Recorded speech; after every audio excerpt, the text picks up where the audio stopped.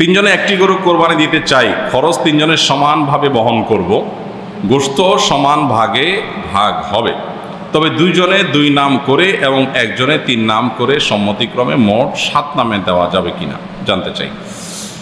দেখুন, কোরবানিতে ভগ্নাংশ কেউ নিতে পারবে না, পূর্ণ একটা অংশ নিতে হবে। এখানে কেউ ভগ্নাংশ নিচ্ছে না প্রশ্নের ক্ষেত্রে, কিন্তু একটা গরুতে সর্বোচ্চ 7 ভাগে দেওয়া যায়, 7 ভাগে দিতে বাধ্য না। এর মানে এই না যে 7 ভাগে দেওয়া যাবে। একজনে 3 নাম দিয়েছেন অথচ টাকা দিয়েছেন 3 ভাগের 1 ভাগ।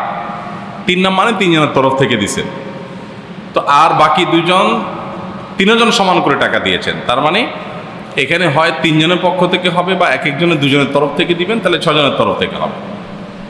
যেহেতু টাকা সমান দিচ্ছেন, টাকা দিচ্ছেন সমান, কিন্তু নাম একটা বেশি দিচ্ছেন, সেটা কিসের ভিত্তিতে?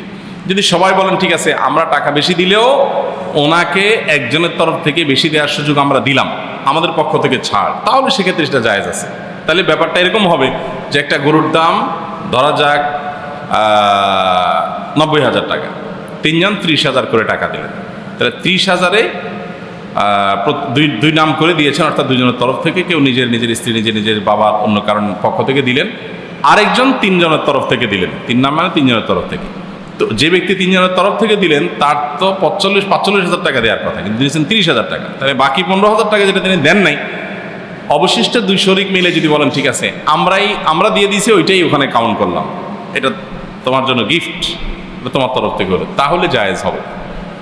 আদারওয়াইজ এটা জায়েজ হবে না। অর্থাৎ টাকা সমান সমান দিলাম, কিন্তু আমি ভাগ বেশি নিলাম কম নিলাম, এটা করা যাবে না।